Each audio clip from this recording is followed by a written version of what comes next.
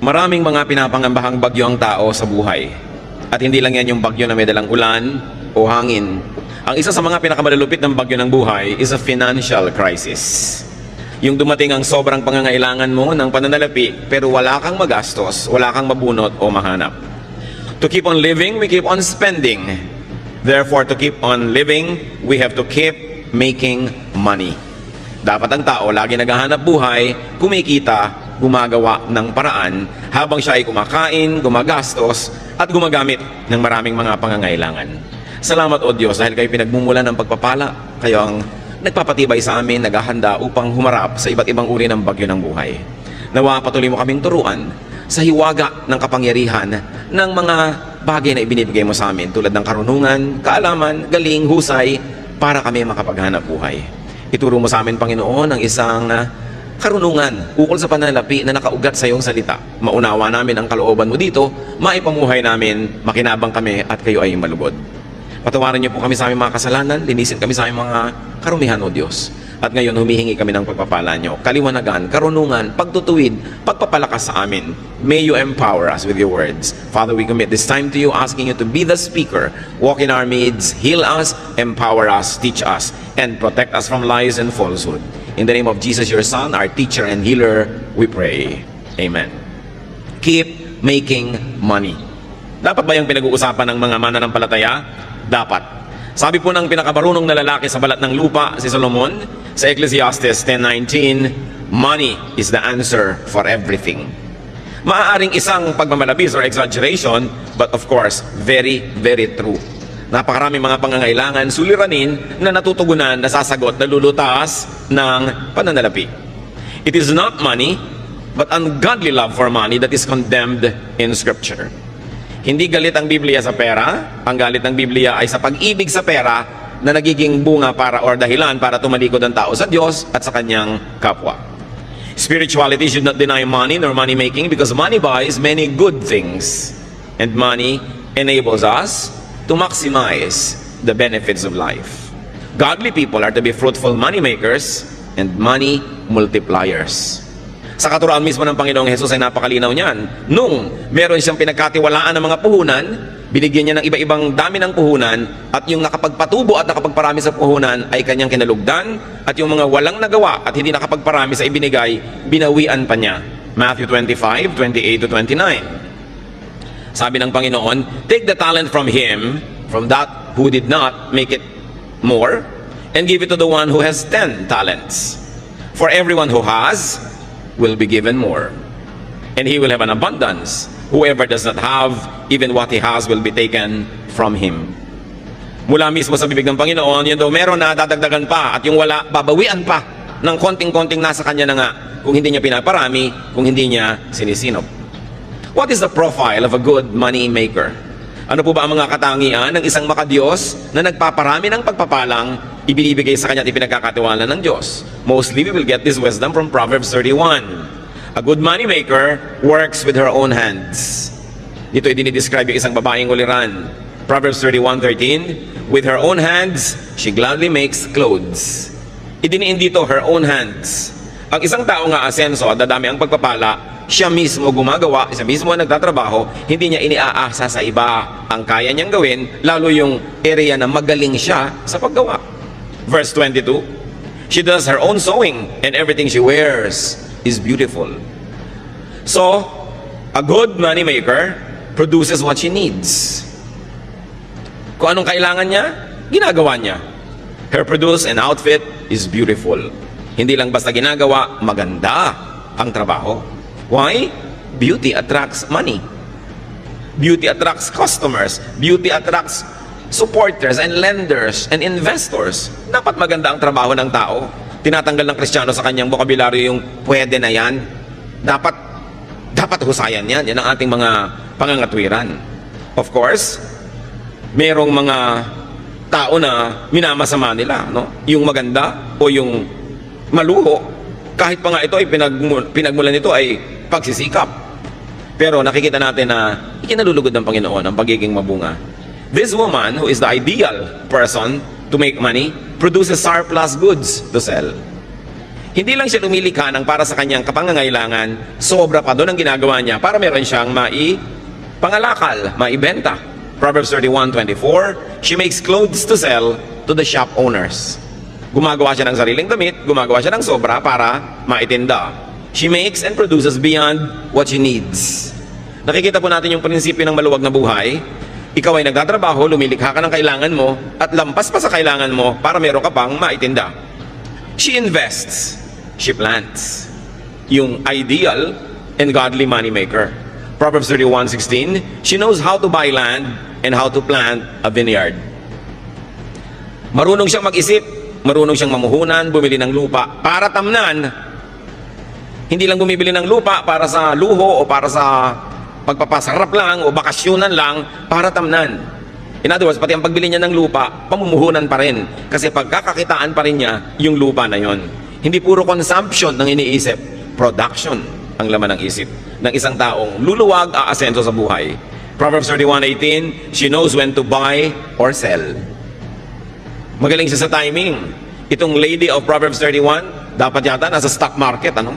She knows when to buy and when to sell.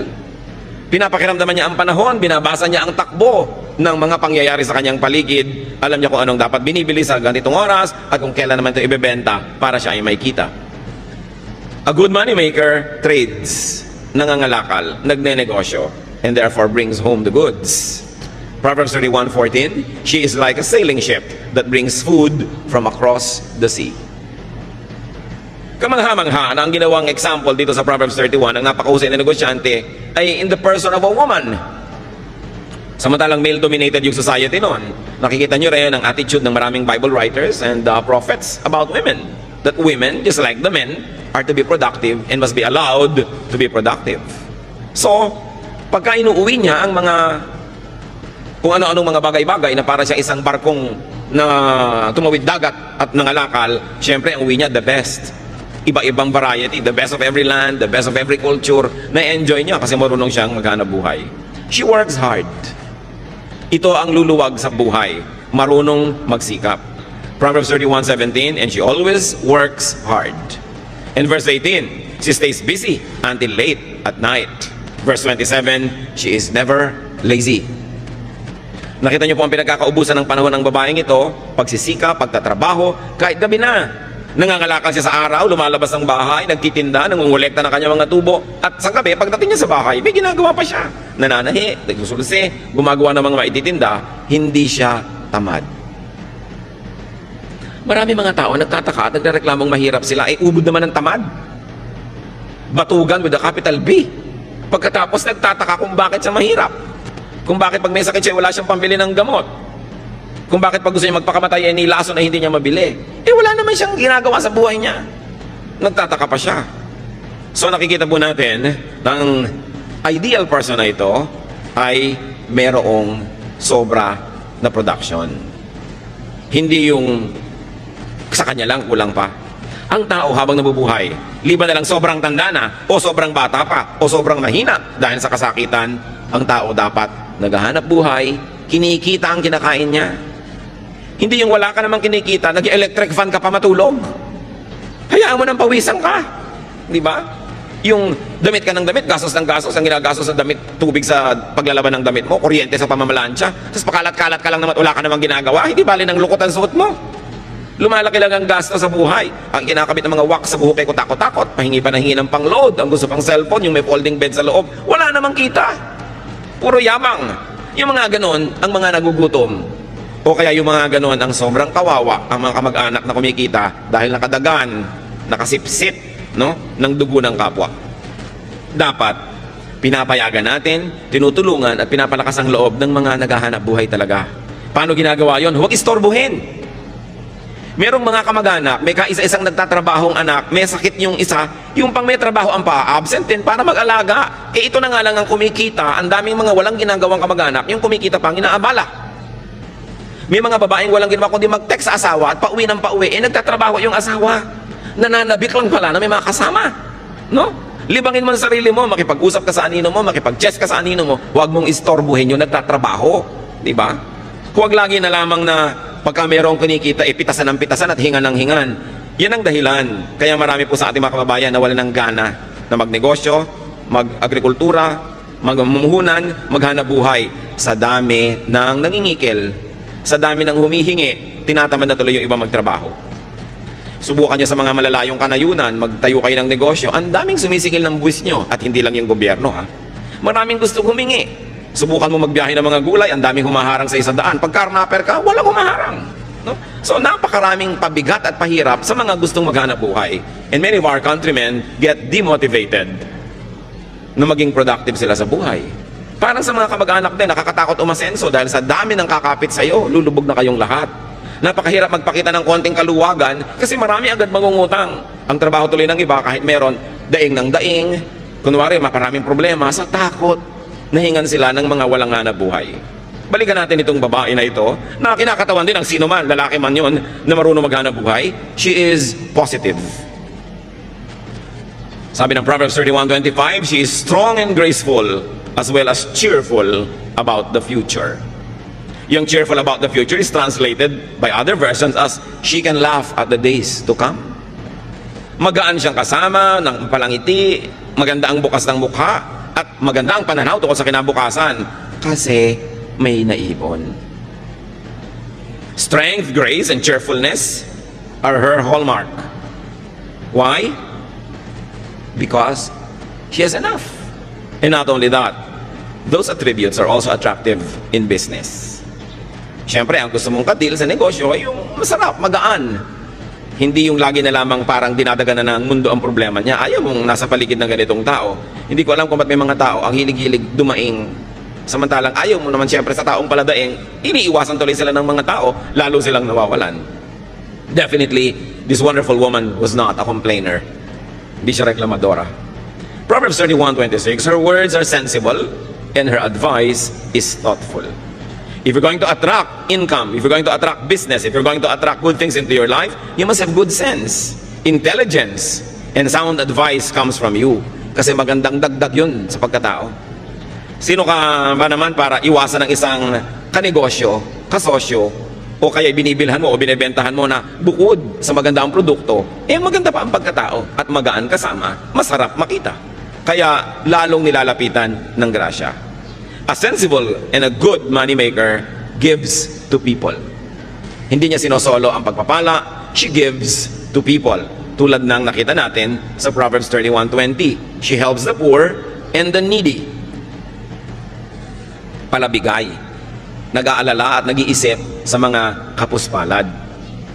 She gives to the needy and the poor. Sabi ng Proverbs 19:17, he who is kind to the poor lends to the Lord, and He will reward him for what he has done.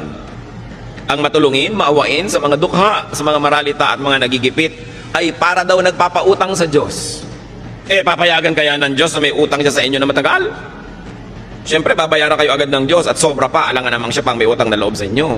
So, pag nagbibigay ka sa mga kapuspalad, daig mo pa ang nagpapautang sa Diyos. Ibabalik niya agad. At kung hindi mo man maramdamang ibinalik, isipin mo na lang, saan mo namang kinuha yung ipinaluwag mo doon sa mahirap? Hindi ba sa Diyos din ang galing? Nauna na, baka na-advance. Yung mga iba nagsasabi, ba't gumagawa ako ng mabuti, wala pang ibinabalik ang Diyos? Baka naman na-advance na sa'yo. Naghahantay ka pa ng iba, nauna na palang ibigay sa'yo. Along with hard work, this is the best insurance against poverty. To be a good giver. Kasi pinapangako naman sa Biblia, lahat ng tanim may ani. Kung hindi man sa exact person na tinulungan mo yung ani, may ani yan sa iba. O kaya kahit wala ka pang anihin, saan mo naman kinuha yung tinanim mo? Again, na-advance na yon. A godly moneymaker is a good giver. You make a lot of money not only for yourself, but so that you will have much to give away. Very, very godly purpose. Also, she gives to or pays the deserving. Lagi tayong nag-iisip to give to the needy. Nakakalimutan natin to give to the deserving, or at least to pay the deserving. And this woman pays her production partners. Hindi lang sa needy. Marunong siyang magbayad sa trabahador. Marunong siyang magbigay ng parte sa kanyang mga investors. Hindi niya sinosolo ang kita. May mga tao nabibigyan ng Diyos ng pagkakataon na kumita, pero sinosolo. Kanila lang nababawian tuloy. Meron naman hindi marunong tumanaw ng utang na loob, hindi malang magsukli doon sa mga tumulong sa kanila, nagbukas sa mga pinto, nagbigay ng pagkakataon o namuhunan, tumatalikod, nababawian. Ang pinakauna natin dapat na inaasikasong bigyan, yung mga kasama natin sa hanap buhay. Kung kayo ay namumuhunan, edi yung mga trabahador nyo, mga tauhan. Deuteronomy 24:15, tungkol sa pagbabayad ng trabaho, pay him his wages each day before sunset, because he is poor and he is counting on it. Otherwise, he may cry to the Lord against you, and you will be guilty of sin. Pag pinagtrabahuhan na, bayaran na. Lalo at arawan, yung manggagawa o lingguhan, huwag nang pinapatagal pa. Nakita nyo ang kawawang si Sisa sa No Limit Tangere? Nagpuyat para manahe. Nung kanyang i-deliver, hindi nagbayad ang donya. Saka na lang daw, dahil ayaw niyang bumangon mula sa silyon. Samantalang napagtrabahuhan na ng tao. Galit ang Diyos sa mga namumuhunan na hindi nagbabayad agad sa kanyang mga trabahador. James 5:4, look, the wages you failed to pay the workmen who mowed your fields are crying out against you. The cries of the harvesters have reached the ears of the Lord Almighty. Ganoon, ang mga daing ng mga kapuspalad na nagtrabaho na hindi pa binabayaran, nakararating sa langit at sila ibinabawi ng Diyos. Ang mahusay maghanap buhay, mahusay magbayad ng kanyang mga trabahador. Mahusay din siyang magbigay ng parte sa kanyang mga investors. Mahusay siyang magbigay ng produkto sa kanyang mga customer. Lahat nakikinabang pag sa kanya nakikipangalakal. Kaya binabalik-balikan siya, kinakawilihan, lalong yumayaman. Hindi yung mga one-shot deal lang na nangdedenggoy ng kapwa, iniisahan nila yung kapwa, tuwang-tuwa sila, pero wala nang babalik. At siyempre kakalat yung balita, at kung hindi man, wala bang Diyos na nakatunghay sa lahat ng ating transaksyon? Ang mahusay maghanap buhay, lalo't namumuhunan, lets her workers rest. Pinagpapahingan niya ang kanyang mga manggagawa. Hindi lang ito para mga makina. Exodus 20:10, on the seventh day you shall not do any work, nor your manservant or your maidservant. Ito lang ang commandment na talaga namang napaka-thoughtful sa mga manggagawa. Pinagbabawalan yung mga among magtrabaho pagka araw ng pangiling. Bakit? Siguradong pag nagtrabaho sila, madadamay ang mga tauhan nila lahat. Alam ka naman nagpapahinga yung tauhan. Tapos yung boss nagtatrabaho. So pinagbawalan ng mga boss magtrabaho at idiniin at nilinaw. Pati ang inyong mga katulong, mga kasamahan, manggagawa, huwag nyo silang pagagawin. Ibig sabihin, bibigyan sila ng 1 day of rest in 7 days of work. So 6 days of work must be broken by a 7th day of rest. It's a command with the working class in mind. Napakabait ng Diyos. Marami pong mga nilikhang mga Diyos at Diyos-Diyosan ng iba't ibang mga kabihasnan, makamayaman lang. Puro mga pang-uuto at panggigipit sa mahihirap ang katuruan ng relihiyon. Pero itong Diyos na ito na gumawa ng 10 Commandments, mahal niya mga manggagawa. Tiniyak niya na kasama sa pinakamataas niyang mga kautusan ang pahinga ng mga manggagawa. So kung may mga masisipag tayong mga money makers, mga kapatid, lalo't kamag-anak nyo ito, kaibigan, huwag dalain. Huwag naman nating dadalain ang palabigay. Kung kayo yung manggagawa, binibigyan kayo ng pahinga, kinabukasan, absent pa. Abuso na yon. Huwag nating aabusuhin yung mapagbigay. Binigyan ka na, sabi nga ng matatanda, na ilubog ang kamao, ilulubog hanggang siko. Aabusuhin ang mapagbigay. Pagsasamantalahan naman ng mabait. Ang nangyayari tuloy, yung mga may mabubuting puso na dadala, tumitigas na rin ang puso. Yung mga iba na kapwa natin mahirap, nagrereklamo, yung mayayaman, mga mata pobre. Paano? Defensive na yung iba. Pag sobra silang bait at palangite, wala lang ginawa mga tao kundi bumali, o umutang, o humingi, o dumaing. Kaya tuloy kahit mabait, nagtitigas-tigasan ng loob sa takot na mapagsamantalahan ng kapwa. Kung tayo lang sana ay hindi mapangabuso, we will encourage each other to be more open, to be kinder, to be nicer. But people are sometimes obligated to be defensive.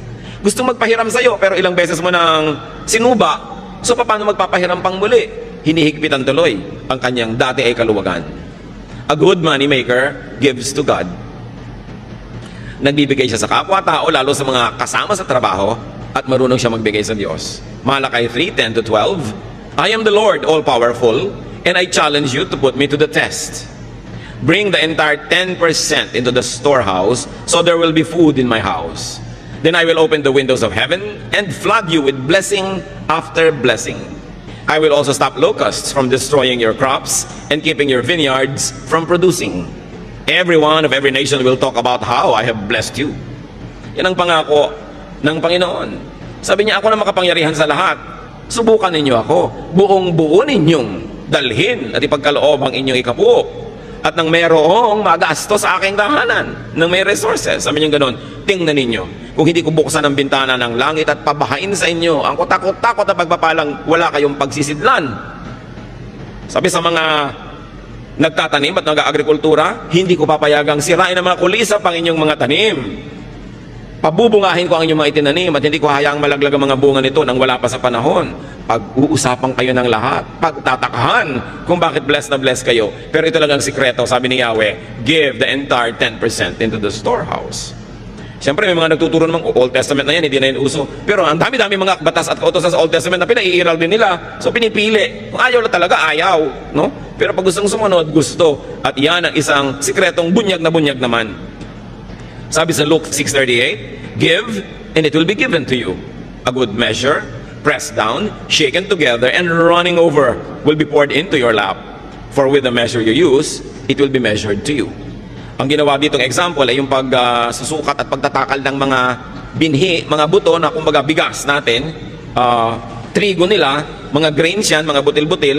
Pag bumibili ka, pag magaling ang pulso nung nagtitinda, ang galing-galing niya maglagay ng mga grains na yan, doon sa takalan, doon sa salop, maluwag pala, maraming air spaces between. Kaya pag tinagtik mo ng tinigtik yun, lulubog ng lulubog, hindi pa pala puno talaga. Pero sabi ng Panginoon, sabi, magbigay kayo at ganoon din kayo bibigyan. Tama ang sukat. Tiniktik, niliglig, siniksik. Hindi dinaan sa bilis. Halos daganan pa, tapakan para talagang lumubog at tapos yung natitirang nakulang na naman, pupunuin na naman. At sabi, hindi lang yon, umaapaw pa. Ganun ang sukat. Tapos malinaw ito mga kapatid ha, for with the measure you use, it will be measured to you. Gusto nyo pala ganun, siksik, niliglig, umaapaw ang bigay sa inyo ng Diyos, ganun din ang pagbibigay sa Kanya. A good money maker is a good money giver. Because the very spiritual dynamics of receiving is for us to have much more so that we can also give to others, to people, and to the works of God. What is the lifestyle of a godly money maker? Pag makadiyos, pinagpapala, lumilikha ng maraming mga kayamanan, anong uri ng pamumuhay mayroon siya? Sabi sa Proverbs 15:6, the house of the righteous contains great treasure. Malinaw. Pag nalulugod sa iyo ang Diyos, masipag ka, naghahanap buhay ka, at matuwid ang iyong puso, mapupuno ang bahay mo ng maraming mga kayamanan. Magagandang mga bagay na minamasama naman ng mga hindi kumikita. Many people who do not make enough demonize a hardworking and a godly planter for his good harvest. May mga Kristiyanong na-offend pag may mayayamang mga Kristiyano na nagbabakasyon ng first class, sumasakay ng first class, gumagastos ng first class. Sinabi na nga, kung righteous ka at marunong ka maghanap buhay, your house will contain great treasure. Hindi dapat yan ika-offend ng mga walang-wala. Madalas yung offense rin, inggit eh. No? Huwag natin na sinasour grape.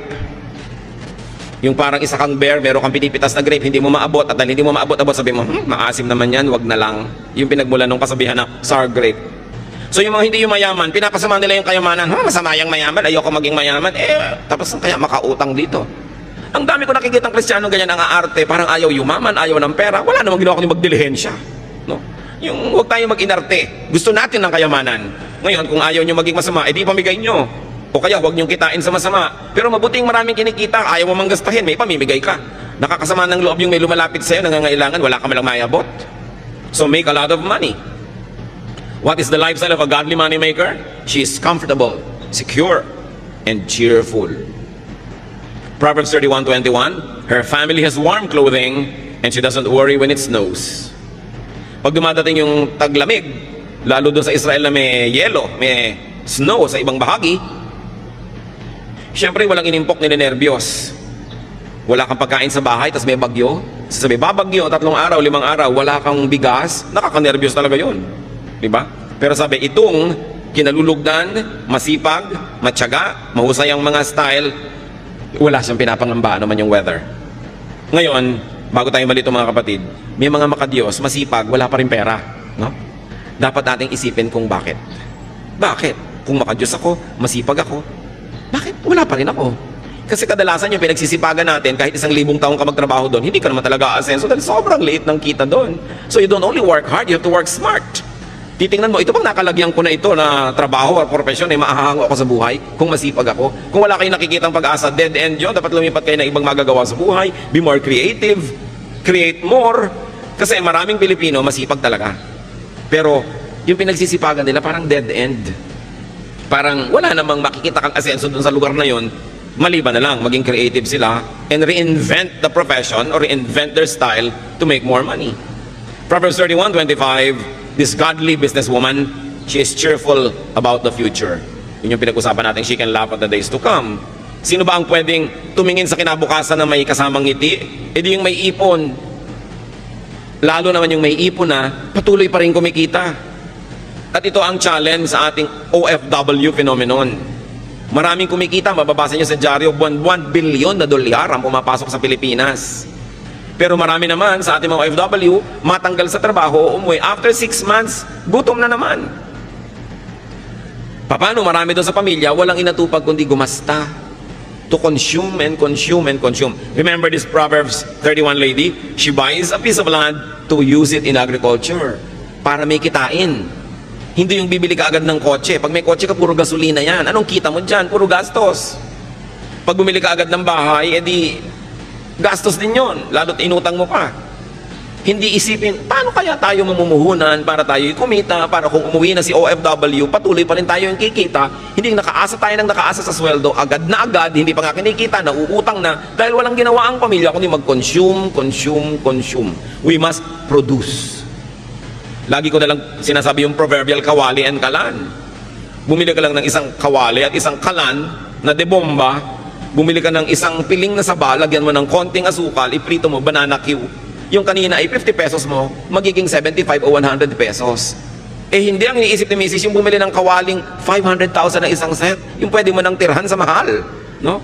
Kasi yung isang kumare niya, mas maganda rin yung kaldero doon. Wala ka namang mailuto. At napakarami ko nang nakitang ganyang kaldero na biglang nasa sanla pagkatapos. Ano? Dahil hindi naman masustain. Bibili ka ng ganun, sustainable ba? Kaya mo bang isustain na yan o hindi? Dapat ang iniisip nyo, naku may pera ako, ano kayong pagkakitaan? Taga Quezon ako, ang daming nyug dito.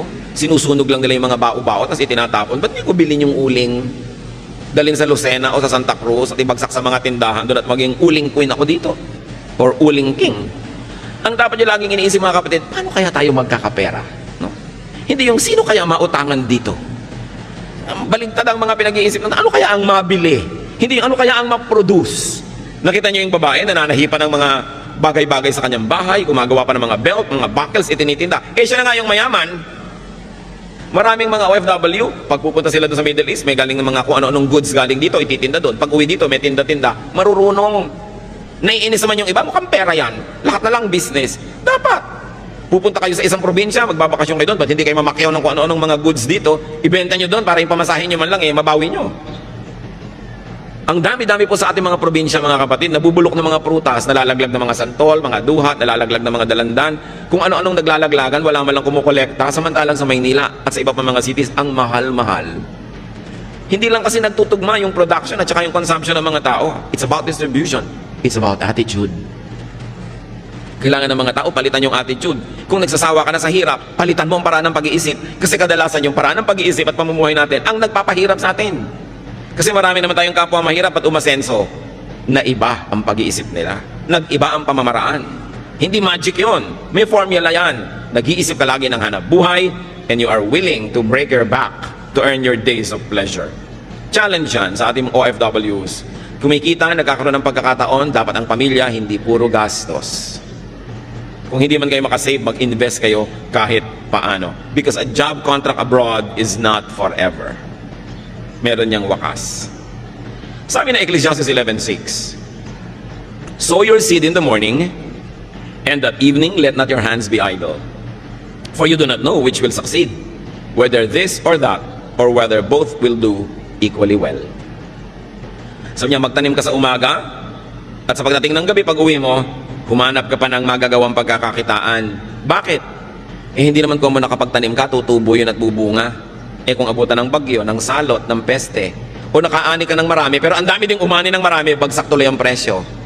Sabi, hindi ko man nagtanim ka na, aasahan mo na yon. Gumawa ka pa ng iba. So nakita nyo, pinag-uusapan dito, agriculture and commerce. Agriculture and trading or production. Ang dami nating kababayan, ang sisipag, mga magsasaka talaga. Pero ba't hindi naaahon sa hirap? Eh kasi yun lang sakang inaasahan. Pagkatanim, lasigan na ng lasigan hanggang anihan. Chismisan ng chismisan hanggang anihan. Eh kung may dumating na bagyo, nasalanta ang goods mo, edi nakatunganga ka. Yun po mga ifugaw. Pagkatanim nila sa mga rice terraces, ang mga lalaki, umaalis sa kanilang bayan, namamasukan kung saan-saan, sa mga mina, sa mga pagawaan, sa mga patrabahuhan. Yung mga babae naman, nagwiwib ng mga basket, ng mga tela, para hindi sila nakatunga nga lang naghihintay ng harvest. May iba silang ginagawa. Kailangan lagi kang may ginagawa, kasi pag wala ka namang ginagawa, papalagay ka lang sa chismis, o bingguhan, o kung ano-ano. Kailangan ng tao may ginagawa. Work day and night. Now, don't be too literal. Work whenever there is an opportunity to make money. And then diversify. But not too much. Marami nag-diversify. Yun ay kinabagsak ng negosyo. Sobrang diversified. Hindi na nabantayan. But there is one rule. Don't put all of your eggs in one basket.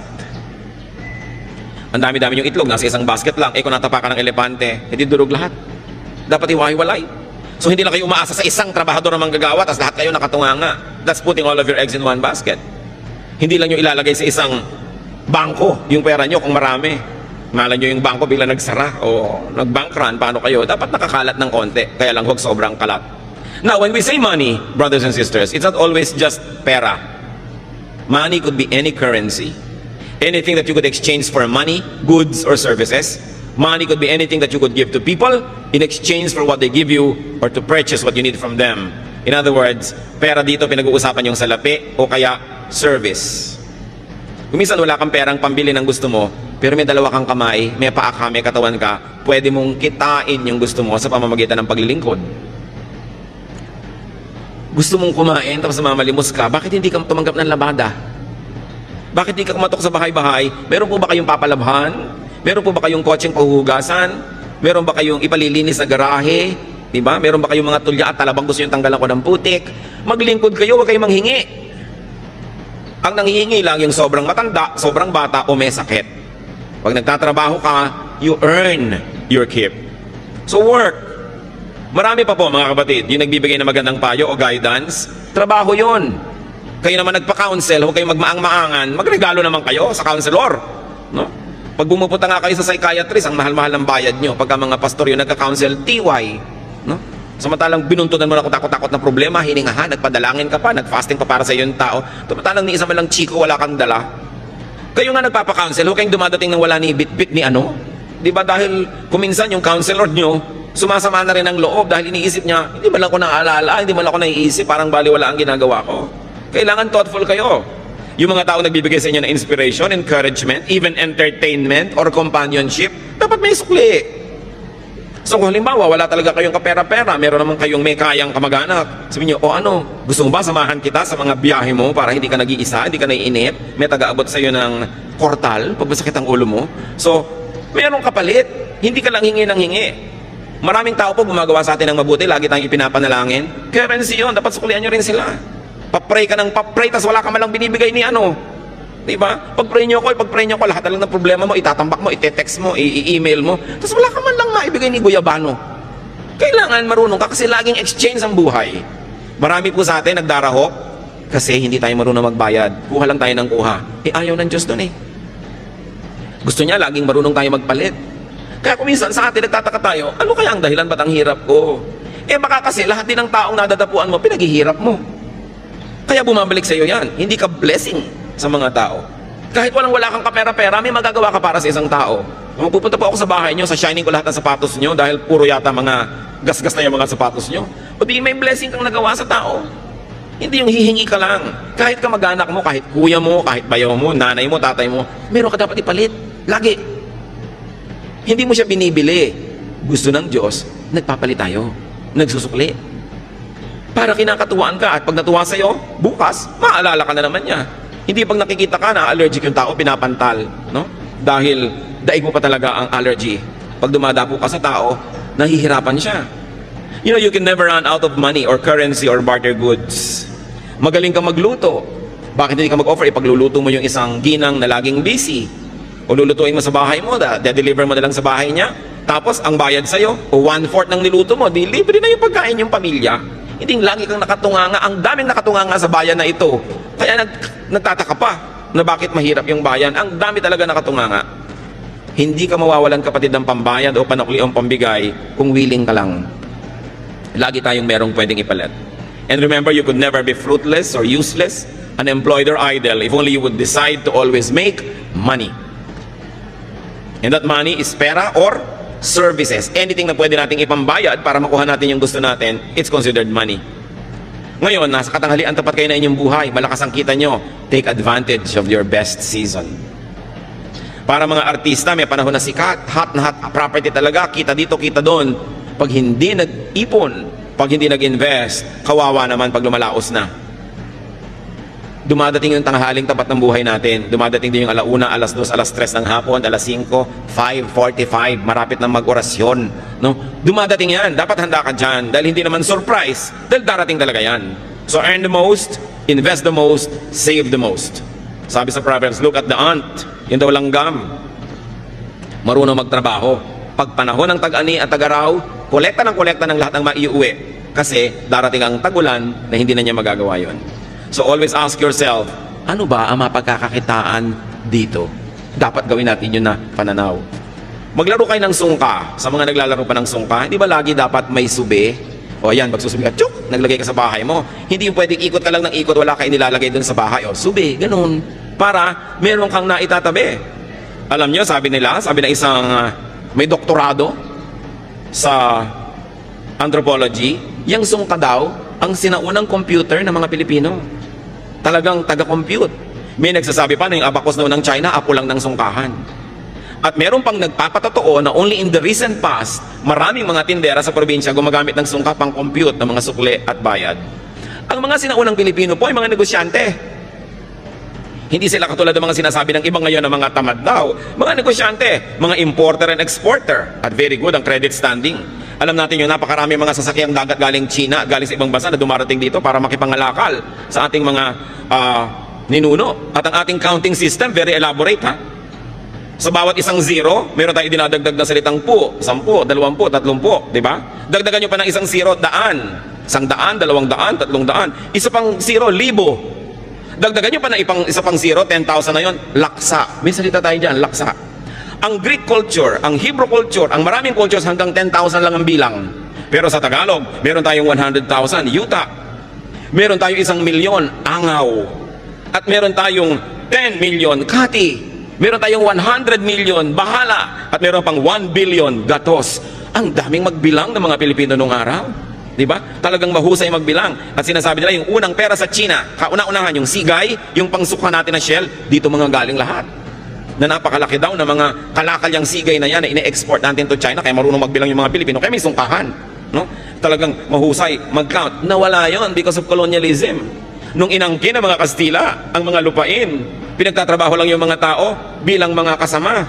Nagtatrabaho ka, hirap na hirap ka, sa iyo yung trabaho, doon sa may lupa na kumamkam yung ani. Kaya daang-daang taon na wala nang gana ang tao magtrabaho. Kasi kahit anong sipag ang gawin mo, mahirap pa rin ang ending mo. So ba't ka na lang daw magpapakahirap? Pero dapat na natin baguhin yung pananaw na yon.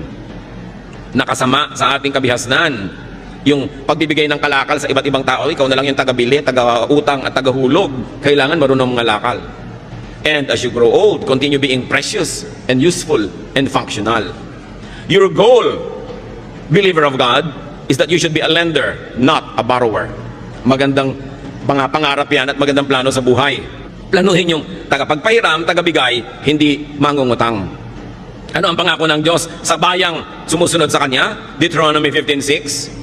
For the Lord your God will bless you as He has promised, and you will lend to many nations but will borrow from none.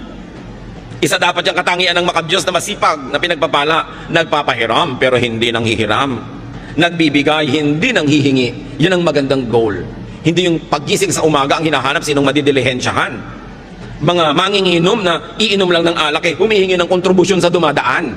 Ba't di nyo inumin yung tubig sa kanal? Wala pala kayong pambili ng alak. Di ba? Puro pabigat sa kapwa ang iniisip. Mga kamag-anak na pagka may party, mag-iinuman, tapos lahat ng kamag-anak ko hihinga ng pambili. Mga ugali na nagpapahirap at nagpapalala sa mga kanser ng ating lipunan. So huwag yung sino kaya ang mautangan o mahingan. Kung kayo mga bata pa hanggang ngayon, mga magulang na bata pa, magplano kayo na pagdating ng panahon, hindi nyo kailangang umasa sa bait ng inyong anak o manugang. Iplano nyo rin yun. Pero yung mga ating mga tatay at nanay na tumanda na nung araw talagang binibigay mo lahat, inaasa mo sa iyong mga anak, aba yung mga anak na yan, dapat talagang top din ang inaasahan sa inyo. Itaguyod ang mga magulang who gave you everything. Pero yung mga nagsisimula pa lang ngayon ng mga maging magulang at bata pa, hindi kayo nakakatiyak pa, itataguyod kayo ng mga anak. Dapat meron kayong isinusube, kumbaga sa sungka, para rin sa inyong sarili. Kung minsan ang bait-bait ng anak nyo, ang napangasawa, masama ang ugali, o paano yun? Kailangan, hindi mo iniaasa ang iyong pagtanda sa kabaitan ng iyong kapwa, anak mo man yun o manugang. Pero sa mga matanda na ngayon, uso talaga nung unang panahon, lahat binibigay sa anak. Kaya yung mga anak ngayon, matatanda na magulang nyo, tangkilikin nyo sila ng gusto. Ang aking payo ay para doon sa nagsisimula pa lang, ng mga bata pa, pwede pa kayong gumawa ng paraan para magsubi. Kailangan meron kayo nakatabi sa sarili. Kung pwede kayo may mga insurance policies, meron kayong mga health insurance, para kung nagkakasakit kayo, ang inaatupag nyo lang paano gumaling, hindi yung paano magbabayad. Malakas magpalala ng sakit yung mga bills. Kaya kailangan pinaghahandaan. Sa mga tumatanggap naman ng support, be grateful and thankful and expressive. Don't abuse. Do not choke your helper. Huwag dalain. Sa mga kamag-anak ko na inaabutan, binibigyan, tinutulungan, pag dumadating naman yung tumutulong sa inyo, ngumiti naman kayo, maging cheerful naman kayo, hindi binibigyan na nga kayo, daing pa rin at daing, lungkot pa rin at lungkot, siguro para madagdagan ng bigay. Pero ang nangyayari tuloy, nawawala na ng gana yung umuuwi sa inyo dahil wala ng pleasure. Magagastusan na, makakarinig pa ng problema, mga sumbong, mga daing, kaya kung minsan ayaw na tuloy kayong uwian. Nagtataka yung mga ibang magulang, ang lapit-lapit naman, anak ko, may kotse, ba't kaya hindi madalas dumalaw? Masarap ba kayong dalawin? Siyempre kailangan, kahit anak nyo yun, nasasarapan din naman siyang dumalaw, hindi puro problema, bigat. Kasi kung minsan sa kanyang office, sa kanyang negosyo, sa kanyang trabaho, sa pamilya niya, sa asawa niya, ang dami na rin niyang problema. Pagdating naman sa inyo, problema na naman. Kailangan, pleasure tayong puntahan because there's a basic human nature. Anything pleasurable, we like to repeat. Anything unpleasurable or painful, we avoid repeating. So pag lagi kayong dinadalaw, alam nyo na yon, masarap kayong puntahan. Pag hindi kayo naaalala at pinupuntahan, baka hindi masarap na karanasan. Tuloy nakapangingibabaw na yung iba nilang problema o katamaran o ibang mga gagawin. Pero kung masarap kayong puntahan, ipaglalaban niya na puntahan din eh. Kaya kailangan, meron tayong panukli. At yun, hindi yun pera, mga kapatid. Yung may mabait sa inyo, pero maganda rin yung pakitungan nyo sa kanya, meron kayong sukli. Hindi puro take. At least, when we receive good things from people, we should be fun. And we should be pleasant. Pambaya din yun na napapasaya nyo ang kapwa. Now, very importantly, brothers and sisters, if you want to really be able to laugh at the days to come, put a little love away. Magmahal kayo, maging mapagmahal, because love is a great currency, if not the greatest. Yung may naitanim tayong pag-ibig sa ating kapwa, hindi na natin sila kailangan palalahanan, maaalala tayo ng kusa. Yung pagmamahal na itinatanim natin, yun ang napakasarap pag namunga. So, while we are alive, we keep on spending. So if your health or age does not prevent you, you must keep making money. Maraming nalulungkot, marami daw compromises ang mayaman, pero hindi ba ang daming compromises ng nangangailangan? So huwag nating masamain ang pera, huwag nating masamain ang paghahanap buhay, ang pag-iimpok, ang pagpapayaman, basta hindi tayo nilalayo sa Diyos at sa ating kapwa. In fact, nagiging kamay tayo ng Diyos sa palatulong sa kapwa kung sobra-sobra ang mga biyaya sa ating buhay. Ama namin sa langit, turuan niyo po kami na siyasatin namin mga sarili, suriin namin sarili kung bakit kami ay maluwag o mahirap, kung bakit kami ay yumayaman o nagdarahop, kung bakit madaling dumating sa amin ang mga biyaya o hirap na hirap dumating. Ituro niyo sa amin, Panginoon, kung may mga gawa kami, ugali, pamamaraan na sumisira sa aming kayamanan, sa aming pagkakataong mag-impok. At nawa ang ugali namin patuloy naming baguhin. Magpabago kami sa inyo para maging mahusay kaming maghanap buhay, mahusay mag-impok, mahusay magparami ng mga blessings na ipinahihiram nyo sa amin, mahusay magbigay sa kapwa at sa inyo, at mahusay din naman kaming magbigay ng gantimpala sa aming mga sarili, sa aming mga kapaguran. Turo mo sa amin, Panginoon, na yung bagyo ng financial need can be avoided or minimized kung nabubuhay kami ayon sa iyong kalooban. Magbulay-bulay tayo mga kapatid, sumandali. Pasalamatan ng Panginoon sa bawat isang tumutulong sa atin financially o nakatulong, baka naman nakatulong na, nilimot, magbayad-bayad tayo at magsukli-sukli ng utang na loob. At huwag din nating kalimutan na magtanim naman sa iba, magtanim ng pag-ibig at tulong, because hindi natin alam kung kailan tayo naman ang mangangailangan ng habag ng ating kapwa. Ama, sa amin po sandaling pananahimik, kapiling kayo, ituro nyo sa amin ang mga praktikal na bagay para lalo kaming gumaan sa buhay, lumuwag at makapagbigay pa kami sa aming kapwa at sa iyong gawain. Father, speak to us powerfully as we spend some time with you in silence.